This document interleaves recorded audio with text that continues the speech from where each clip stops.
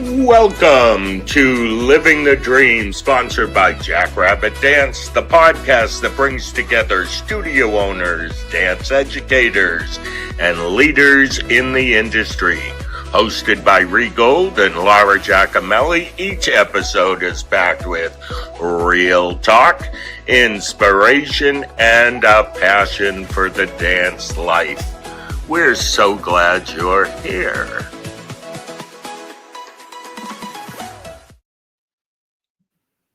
Hello.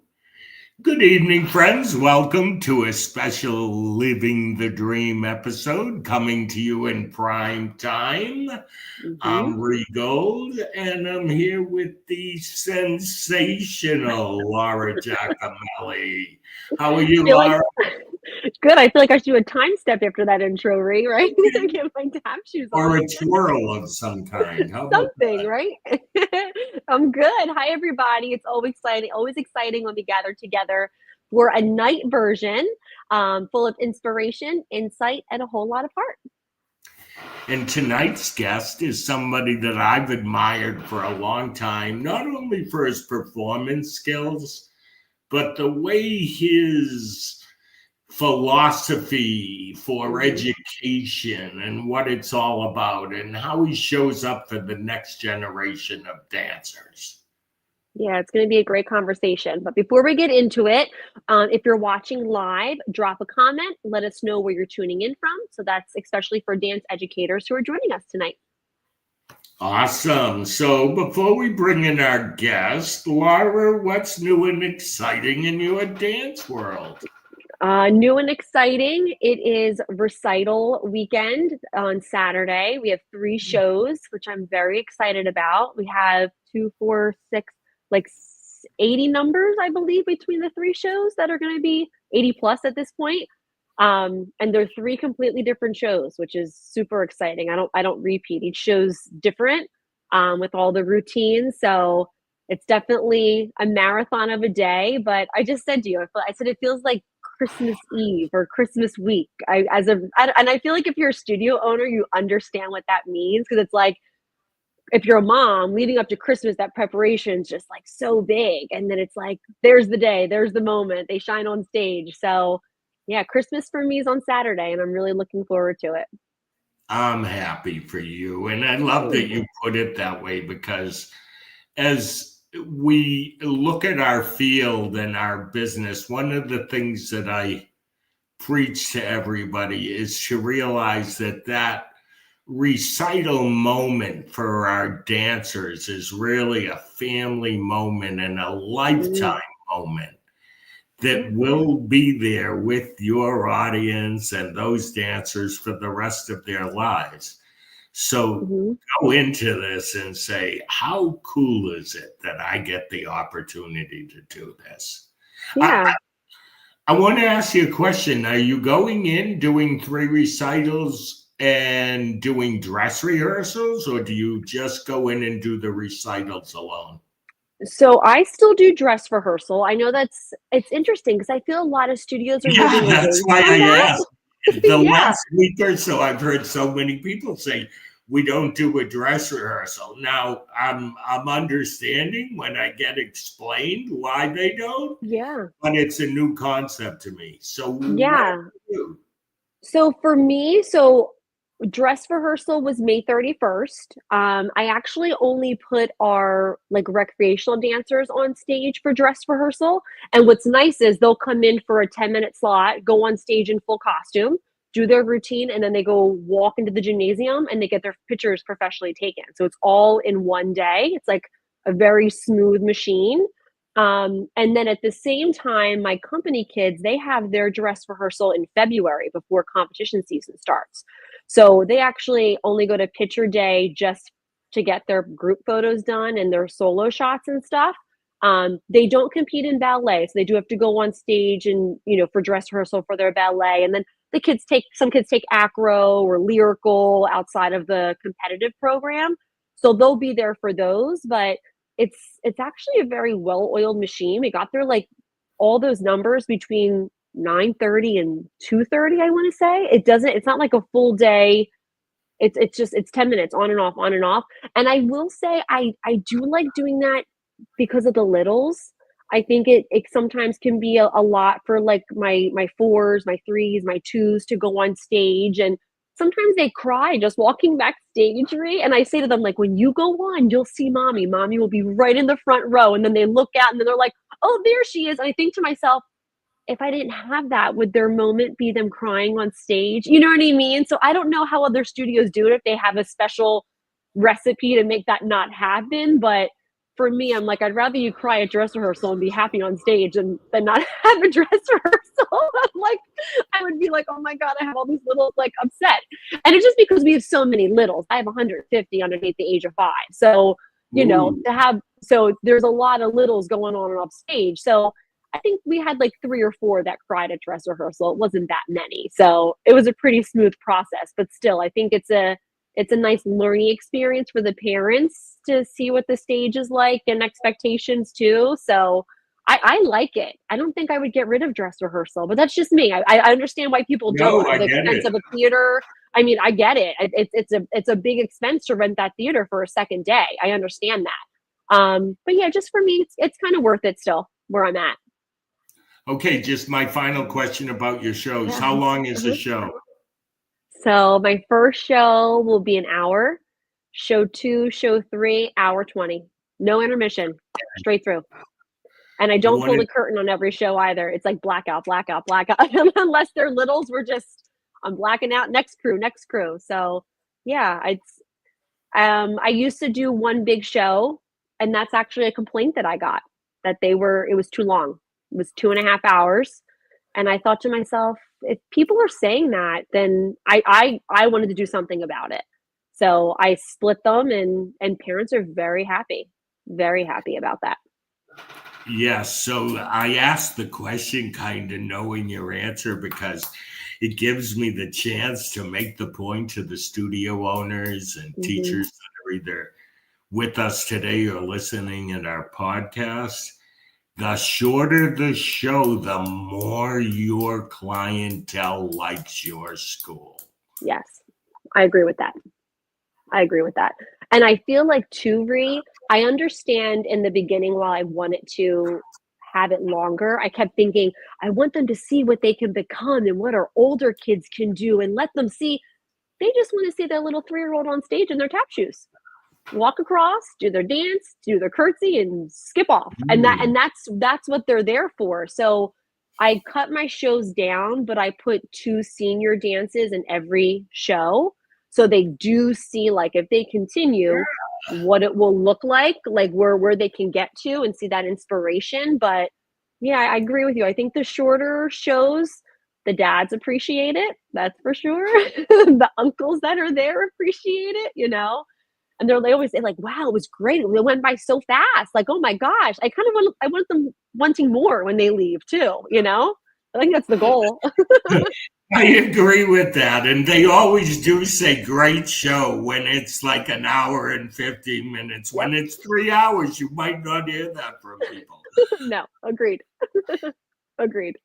Okay, so good recital talk. I wish you all the best this weekend. Thank you. Let's get ready for our conversation. A quick thank you to Jackrabbit Dance, the studio management platform that helps you be organized, keeps you together, impresses your clientele, and gives you the opportunity to focus on your craft rather than managing all the things that Jackrabbit Dance takes care of for you. Yes. Big thanks to Jackrabbit for supporting dance education so that these conversations can happen. Yes. And after this short message, we will be back with you. This episode is sponsored by Jackrabbit Dance, the dance studio software empowering you to build the studio of your dreams. With over 20 years of experience, Jackrabbit has the solutions and industry insights to help your business grow. Want to increase student enrollment, optimize your pricing to be profitable, or improve staff retention? See how other studios are using Jackrabbit Dance to hit their goals year after year. To learn more, visit jackrabbitdance.com/benchmarks. Hello. Welcome, Reggie. What's up, Bree? Hello, Hi, Reggie. Thanks for having me. Welcome, welcome. So our guest tonight brings the energy, passion, and a purpose to every class that he teaches. And he has, look at this.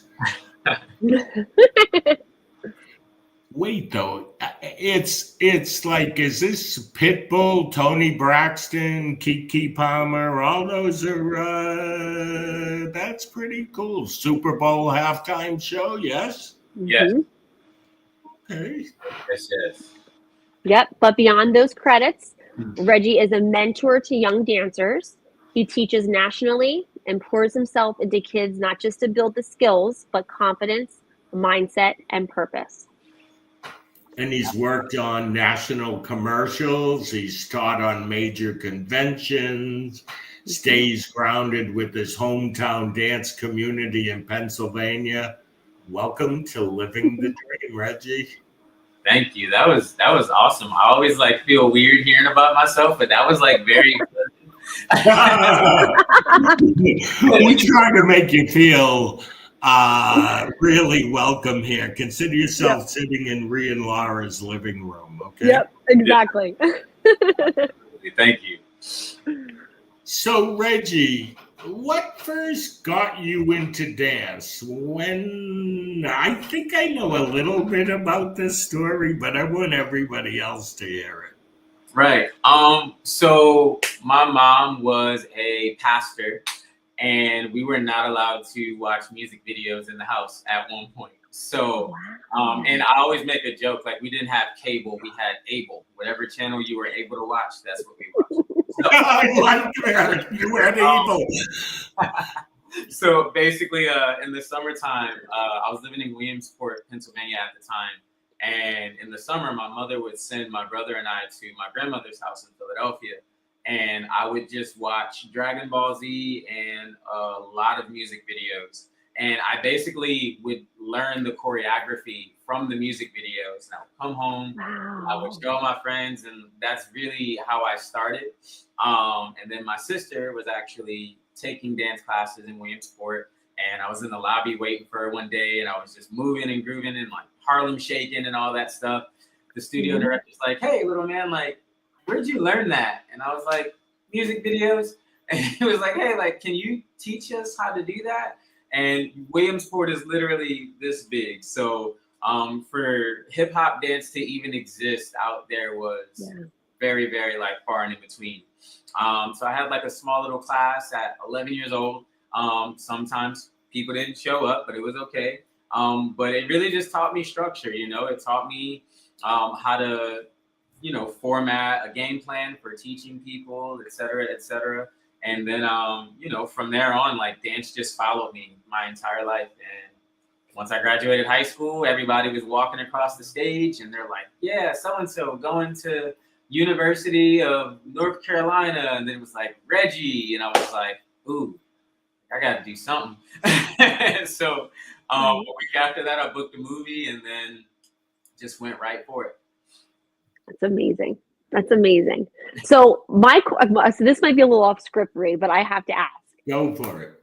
What always amazes me with hip hop teachers who weren't grown in a dance studio, right? How do you figure out how to then structure a class properly in a dance studio setting? How do you do that?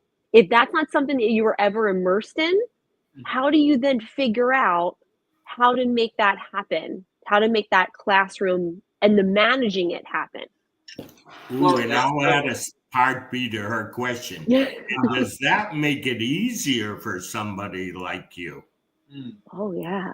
Okay, so that's a multi-section answer. Yeah. So first and foremost, I feel like any great teacher can read the room before they even start a combo, before they start a game plan, a lesson. And what I've learned over the years is that you have to, as a teacher, you have to service the students. Like, our job is to serve.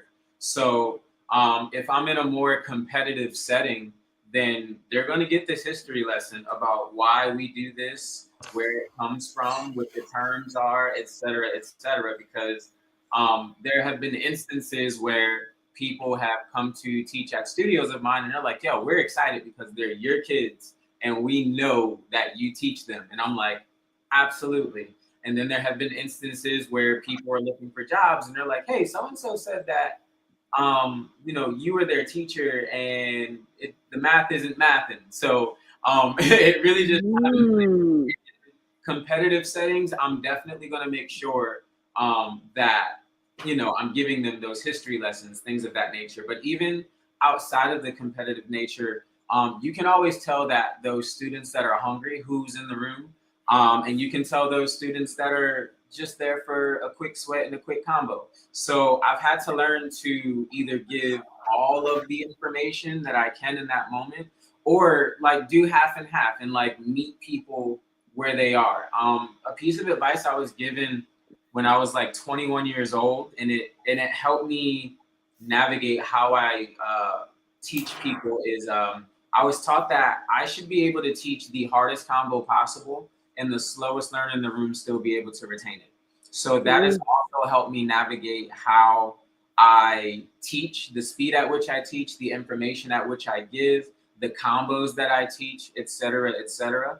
And it really just comes down to how you vocalize what they're doing, where it comes from. So sometimes history lesson, sometimes little gems, so that's really just how I navigate those things. Love it. I love that you said quick sweat and a combo. Why did I write that down? Because I'd like you to elaborate a smidge for our teaching audience that's okay. Mm-hmm. Yeah, it is okay, because also dance is therapeutic, like dance is not rocket science by any means. And I always tell, like, I've recently more and more, I've been telling my teenage students that, this is probably the easiest part of your day.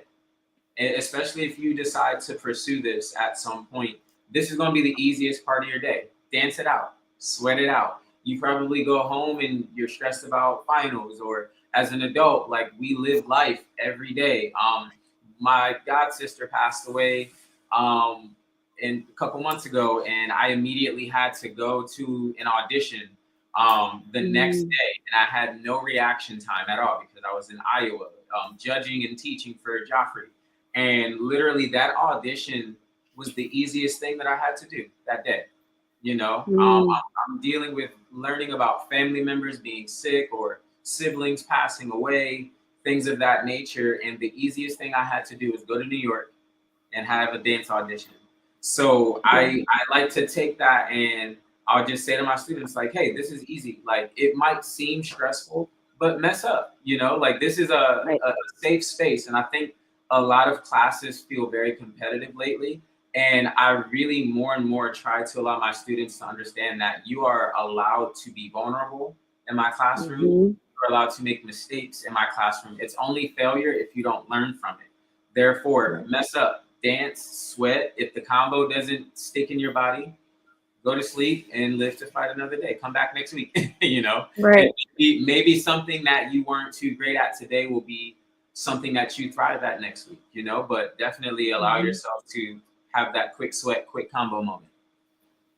I love that you said, even as adults, that like dance is the easiest part of your day, because I think when things get hard I don't dance professionally anymore. I'm in the choreographer teaching world now exclusively. But like, there's definitely times where we're improvising in modern and I'm like, I just gotta move. And I just get in there, instead of me giving them like, go low, go high, initiate with your elbow, like, giving cues to help them. I just get in the middle and I just start dancing. They're all like looking at me like, oh, like she's having a moment. And I'm like, yeah, like that never leaves you. That if you have that passion for dance and that love, that never leaves you. And it can always be therapeutic in whatever environment, whether it is competitive, recreational, whatever it is, because that love is still there. And So your students okay. have no idea probably how lucky they are. And I say this a lot because having a teacher that still dances is a blessing, because there are Mm, so many teachers that they don't dance for themselves. They choreograph, they create, mhm, but when you are pulling from a place of genuine want to dance, it looks and feels completely different. That inspiration from teacher to student looks and mhm. feels completely different. Like Yeah. I choreograph 99.9% of everything that I teach on the spot, because I don't want to feel like I'm premeditated. Like, and I Yep. don't want to feel like I'm not dancing, Mhm. you know? So, and Mhm. I always tell the students, I'm like, hey, I'm learning this with you. So let's go. Yeah. So, Reggie, I'm the same exact way. I feel like, and I said this to my teacher growing up, and she had such like when she gave me this compliment, I was like, wow. I said, I can't, I don't like what I do in advanced. I said, when I get those kids in a room, I look at them, I hear the music, and I see them doing something in my brain. And the magic doesn't happen unless they're there. I can choreograph something, a kickball change and a pivot turn and a pas de bourrée and double pirouette open, but that's just steps. I don't get inspired until those kids are in front of me. And I remember saying that to her, and I was probably maybe it was maybe like 5 or so years ago, and she was like such a like an earthy modern teacher, and she goes to me, "It's because you're an artist. You pull from people and you create art." And I was like, and that was just so nice to hear, even as like a competition world teacher, that sometimes the artistry might not always be there and it's looked at a certain way. And I just thought to myself, yeah, like, because that feels the best when you get into a room and you're inspired by them. And that says a lot about the kids too. And I think that they feel that. And even my older girls, when I do it, they all like stand up and they know they don't speak. They all yeah. stand against the wall, and I just look at all of them. I'm like, they probably think I'm a weirdo. I'm like, but I don't care, But they all just stand there quietly. And I said, no, stand here, stand here, stand here, stand here, go. And they're like, wow, like that's just how you do it. But I totally get it. And I used to be so nervous when I saw other teachers come in with like, like notebooks of formations and this and that. And I'm like, I'm showing up with my brain and my iPod. I hope this works out. Like, you know? Dancing a prayer. Exactly, exactly. So I kind of want to shift a little bit. Right. What do you think young dancers right now need the most from us as teachers today? That's good. I I think was going to say that's good. no, but honestly, I think they just need to know from the teacher that, one, we're not judging them, like we're Mm, more so trying to help them grow. Like there's judgment and then there's growth. And again, like I just said a little bit ago, like dance feels so, especially for competition dancers, it feels like a job to them. So there's judgment, like, hey, mess up. I promise you, mess up. And it kind of snowballs out of what we were just talking to as being teachers that still dance. We make mistakes too. So we definitely aren't judging you. Just allow mhm, yourself those moments. But then with the amount of criticism that we give, we also have to add the same amount of constructive criticism. So yeah, we're criticizing them, we're like breaking them down, but also building them up at the same time in a very healthy and positive way. I think that I would love for the students to really like grasp that concept of not having to be perfect. Like you're not a professional yet. You are a child who likes to dance, and you are here in my tutelage. So I am able to identify what you need in the moment, and I'm going to help you get there. But you have to allow us to do that too. So I think that yeah, that fear of being judged is something that students really lead with in classrooms. If that yeah, answers your question. So I would yeah. love for them to I that we're on their team.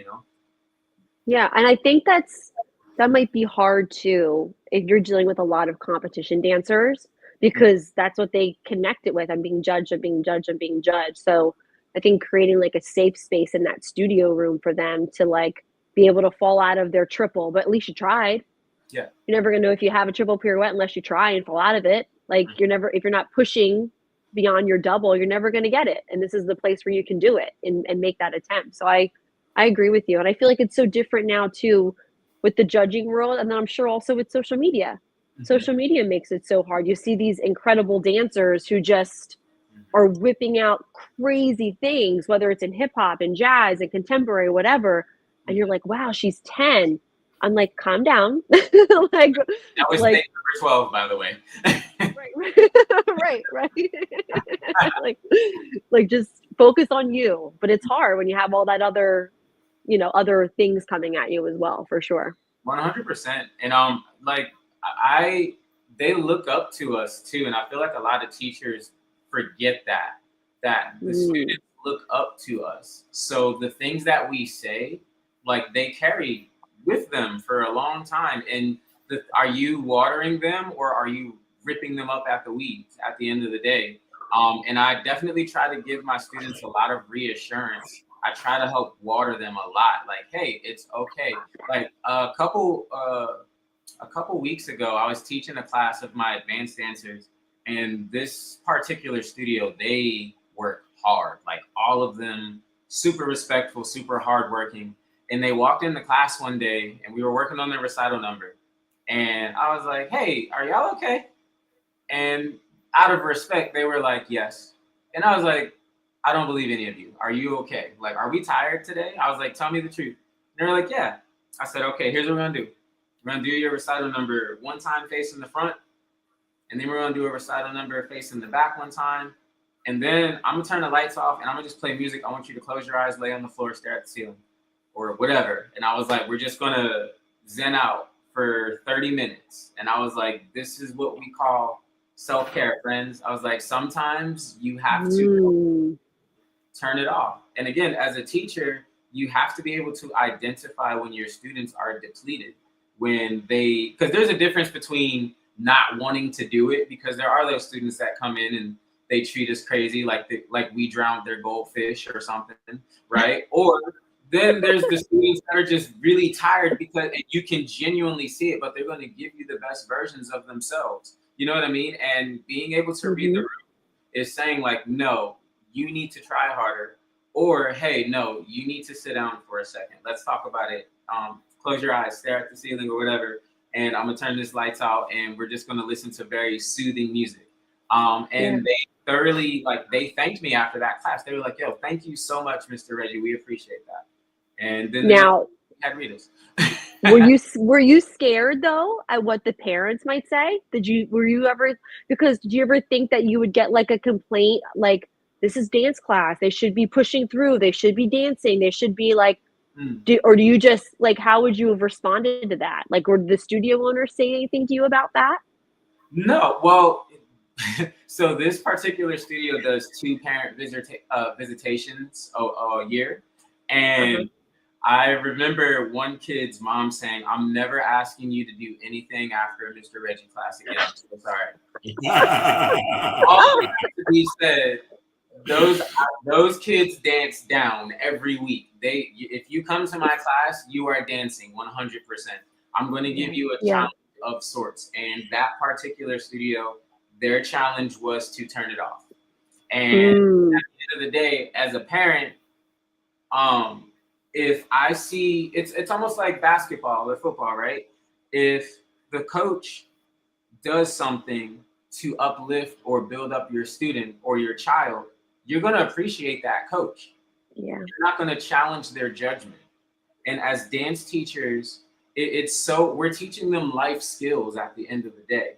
And a lot of, again, I mostly really work with competitive dancers. So a lot of these dancers want to go collegiate. A lot of these dancers want to be professionals. A lot of these dancers want to teach. They want to choreograph. So if we're not instilling small messages like, hey, turn it off sometimes in our classrooms, they'll never know until they experience depression or burnout or anxiety. And we don't want to let them get there. So as somebody who's still in the field, who wears multiple hats as a dancer, as a teacher, as a choreographer, a director, judge, whatever whatever field I'm in, I've experienced like burnout really bad. I've experienced bouts with depressions really bad. And I was responsible for pulling myself out of it. But through pulling out of that depression and out of those burnout moments, I was also responsible for finding a way out. I had to find out what worked. Do I need to go home and play Call of Duty for an hour like I do every night to decompress Right. after rehearsal or after class. You know what I mean? Like, what is that thing that you do for yourself that you give to yourself? You know? Mm-hmm. Yeah, for sure. And Reed, I feel like you had to say something. I'm taking over. no, Sorry. I'm listening to him, and no, you're good. This is a good conversation. Not only do we need to think about that with our kids, but we need to think about that with ourselves. Yeah, as teachers, yeah, and educators and studio owners, all of that. Yeah, because it's a different type of burnout. Yeah, even the stop for a minute moment. Mm-hmm. And another thing that, because I know why you asked the question, Laura, like, would a parent get upset? Because in today's world, somebody might say, I paid for an hour class and they laid down for half of the hour. She could have done that at home. Mm-hmm. If you're a teacher listening and you go, that's what I'm afraid of, that's why I can't do it, have enough confidence in yourself to stand up and explain why you just did what you did as a coach and why you think it's important. Mm-hmm. Don't live in a fear of how somebody's going to react to how you think your educational process should be. Yeah. Be confident in giving an explanation. Oh, you asked me that question? That's an easy answer. Yeah. Right? Yeah, I'm always going to have it.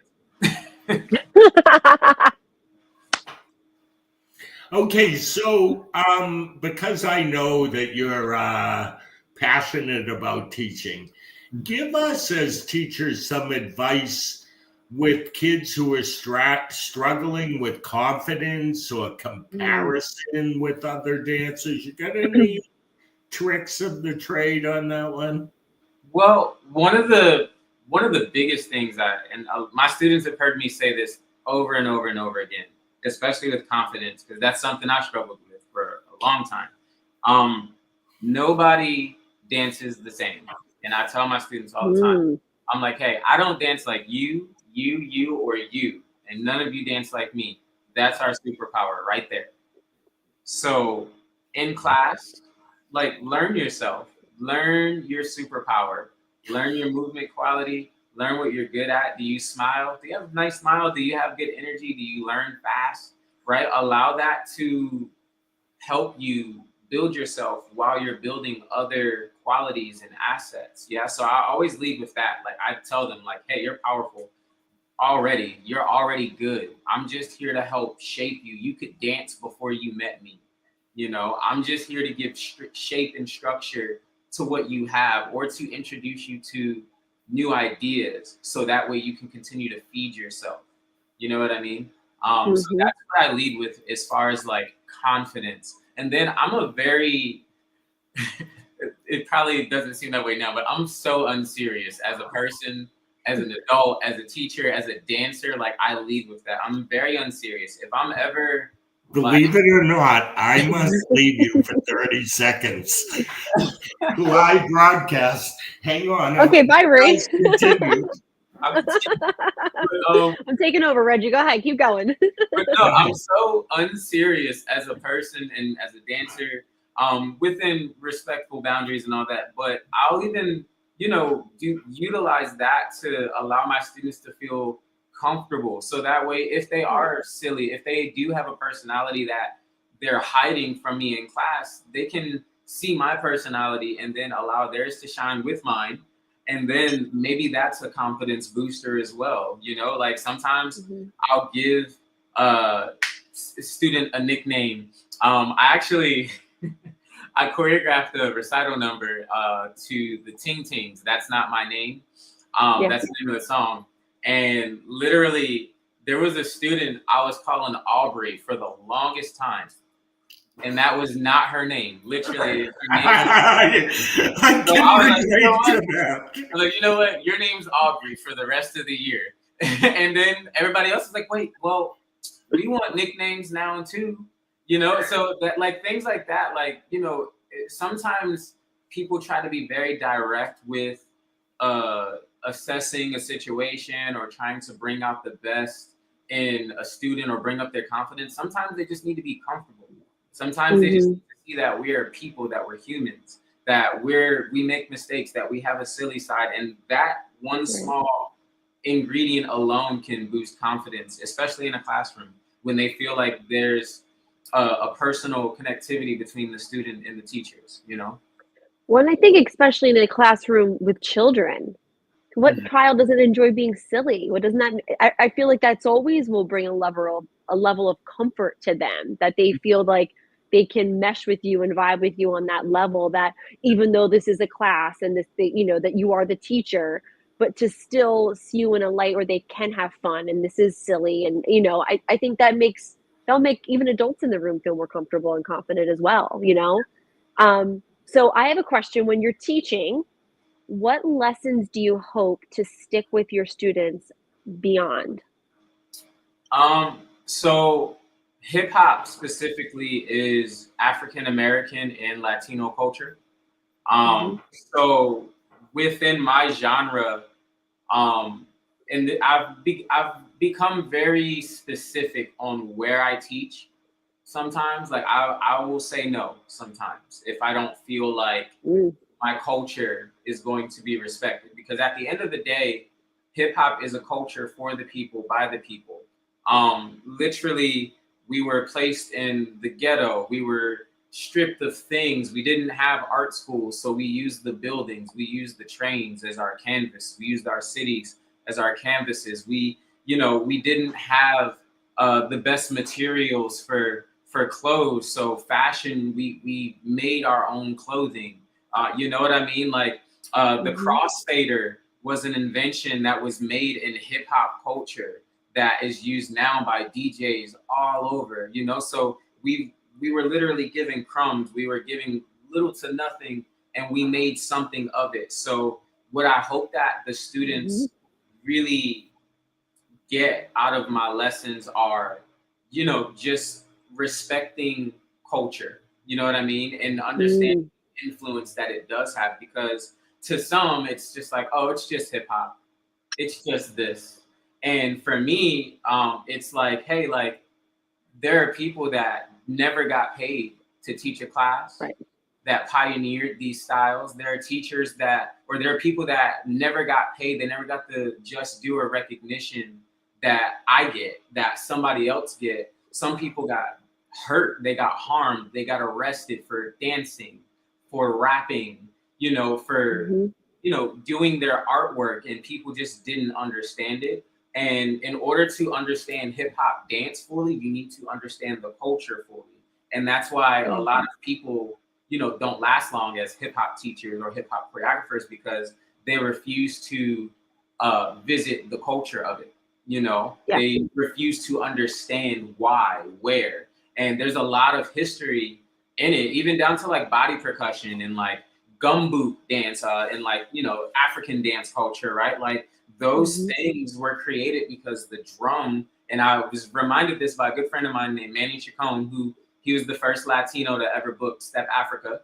And he reminded me in a mentor session that he did for my mentees last month, that the drum was seen as a rebellion. Oh, Manny. mhm, The drum was seen as a sense of rebellion. And, they used body percussion, they used dance to communicate, especially to wow. break certain language barriers. Like he reminded me of that. And him giving my mentees his reason why reminded me of like my why. It's like, hey, like there are people that I look up to that will never ever get their just due. So it's my job to represent and bring the culture forward, to represent all of the hardship that they had to go through, for me to be able to stand in front of a mirror and go 5'6", or for me to be able to Mm, do a music video set or on a stage behind a singer and do what I do and make a living off of it from the time I was 18 years old till now I'm mhm, being 32. I've been a self-employed dancer for that long. You know what I mhm. mean? So um, I just hope that again the students really understand the culture of why, of how these things were created, and then there's a respect for hip hop, not just the music and the dance, but what it took for hip hop to be what it is. Reggie, can I just say that As a studio owner, I see it a lot, especially if you're a competitive studio owner, and you have like a competitive program, how hip hop is at some studios. I'd say that with quotations if people can't see me. That's something that I grew up in Philly as well. And, you know, I did like the Philadelphia Hip Hop Festival. I went to Temple University. And so I did things with Rennie Harris. And I tried to make sure that I was well-rounded leaving college so that I could teach. But when I got to a point, and I used to see like Smart Mark and PD Fresh and like all these people like ciphering at nightclubs, being like, oh my God, this is like incredible. Like watching the boys like cipher and get into the middle. And like when Little O would go in and like everyone would back up because he was just this short little guy, but he would take over the whole room. I would like, that was a part of dance that like blew my mind when I was like 16, 17, 18, because I was never exposed to that younger, being a studio dancer. But I loved it. So when I had an opportunity to do Rennie Harris's things, I tried to get involved as much as I could. But when I opened up a studio, I said to myself, I want to make sure I hire like an authentic teachers in all of my styles. I want to create well-rounded dancers. And I'm really thankful and lucky that I have an incredible hip hop instructor. And when we actually were judged by you at one of the competitions, the girls loved your notes, loved his notes, because they had a whole house section.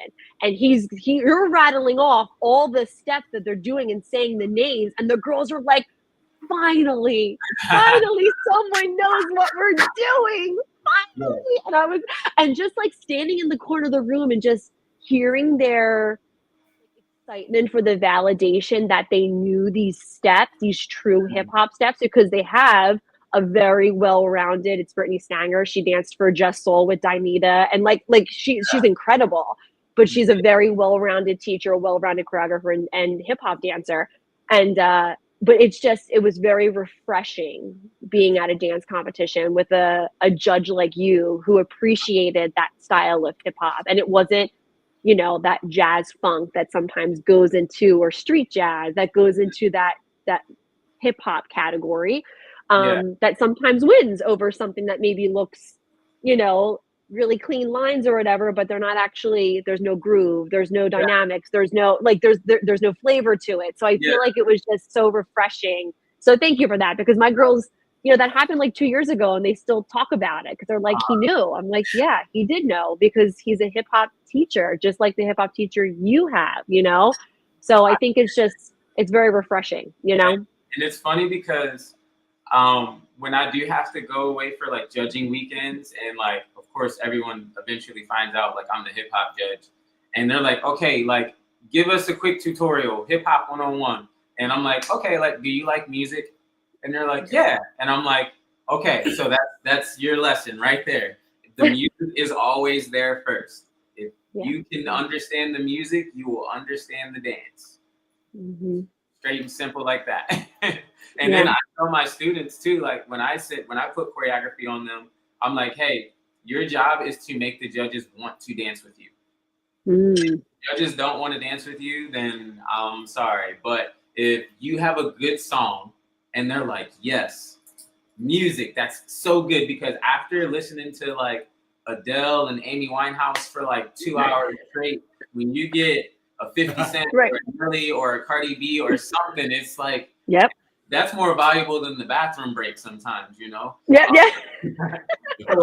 literally, I'm like, okay, so you have their attention with your song choice. Now make them want to dance with you, because hip hop, it was created in social atmospheres. It was created in social placements and things like that. That's why it's street dancing. Like the truest form of hip hop is breaking. And then there's funk styles, then there's street styles, then there's club styles, and then there's ballroom styles if we go to like whacking and voguing and things of that nature, right? So like understanding the music and the time frame and the wins, the wheres, and the hows, like that's literally the blueprint right there for you to get everything that you need. And then you just follow that paper trail of house music or funk music or break beats or whatever, and then you learn so much, because then that takes you on a deep dive to how they were dancing, how they were dressing, et cetera, you know. So Yeah, that's usually like my biggest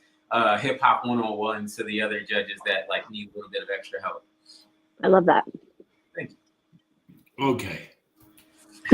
I've been listening to this. I know. Loving it. But I want to say something. First of all, you have some great fans here writing some wonderful comments. But I pulled this one back up because I want to say this to you. As somebody, I think I said this to you before in a different interview. As somebody who is passionate about dance education, and you talk about how when it comes to hip hop, understanding the culture, understanding where it came from, understanding the history, I hope you realize that the future is bright because somebody like you is on this mission. Yeah. So don't worry about where it's at. Look and say, this is my mission, and I'm going to be the cultural educator and ambassador like this comment says. Thank you. Yeah. Yeah. The comment says, Reggie is more than a dancer, a true cultural educator and ambassador. Thank you.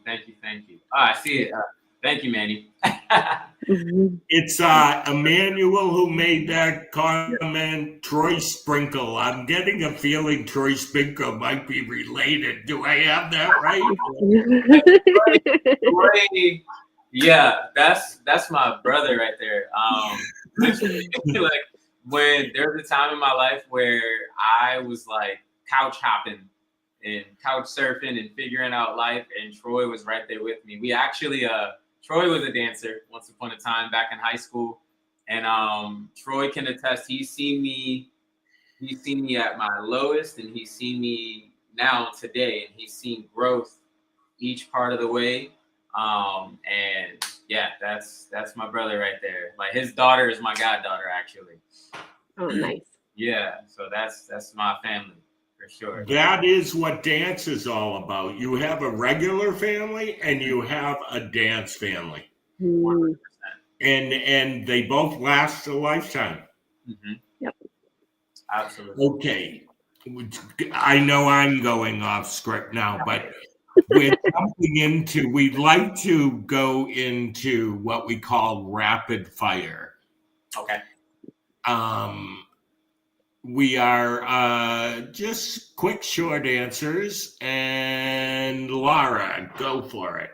I'll start. Okay. So what is your favorite class to teach and why? My favorite, are you talking stylistically or just like levels? How about let's do levels? Levels? Okay. So recently I've really been enjoying teaching the minis lately. Oh, okay. They just go for it, you know. There's less pressure with them. You know, sometimes you got to bring them back, but minis, yes, recently. Nice. Keep thinking that way, because they are that future that's going to bring forward your. You got what I'm saying, right, my friend? One song that always you use in class always gets the dancer hyped. Ooh. Lately, I've been playing a lot of Jersey Club, and they've been remixing a lot of popular songs. So there's a song called Garden by an artist named Giveon. And there's a Jersey Club version of that. So that's one lately I've been playing. Nice. Best piece of advice you ever got from a mentor for yourself? To give myself grace. Actually, this happened last week. My mentor basically, he said, "Hey, like, do you know, like, what's your summer looking like?" And I was like, "Oh, like, I'm booked till November." He said, "Brother, you are great." He said, "Some people don't even know what next week looks like. So give yourself grace. You're doing just fine, and you're only going to get better."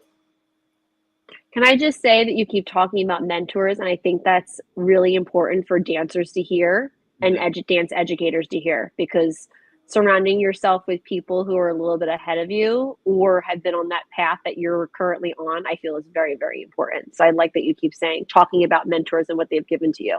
Yes, for sure. Within right reason, of course, because I'm very picky more and more as I get older who I ask advice from, you know. Mm-hmm.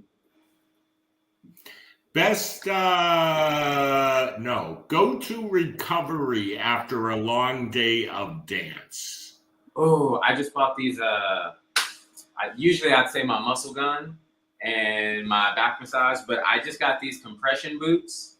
And yeah, I was just on a music video set on Tuesday, and we were there for about 12 to 13 hours. As soon as I got home, I put those boots on, turned the pressure all the way up, put the heat on, and my legs feel brand new. Nice. If you weren't in dance, what would you be doing?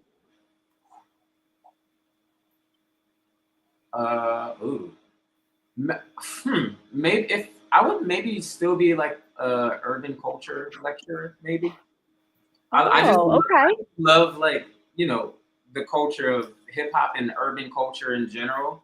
I just love the underdog. You know, I consider myself somewhat of an underdog. You know, like if you count me out, then you can't count. So I would definitely say urban culture lecturer. I could see that too. I kind of feel like you probably do that in your classroom a little bit already. So I feel like that's still a part of who you are right now. It's just in a dance class setting. All right. Well, Reggie, your heart for this industry and for the kids in it shines very brightly. So thank you so much for being with us tonight. We really appreciate it. Thank you for having me. I appreciate it. So I look at you. First of all, I'm going to tell everybody how I met Reggie was he kept sending me messages on Instagram. And at the time I wasn't cool enough to even know that there were messages on Instagram. I've become a little cooler lately.